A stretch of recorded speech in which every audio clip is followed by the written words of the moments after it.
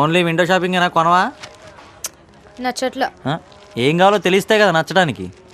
నా క్లారిటీ నాకుంది. దానికి ఎగ్గేం కాదు. మమ్మల్ని చూడు, వెళ్తాం, చూస్తాం, కొంటాం, వచ్చేస్తాం. అంతేగాని మీలాగా దిండ్లు దుప్పట్లు వేసుకొని పడుకోం. లేడీస్ షాపింగ్ వెనక పెద్ద సీక్రెట్ ఉంది.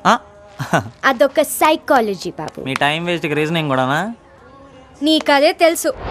మ్యాటర్ ఏంటంటే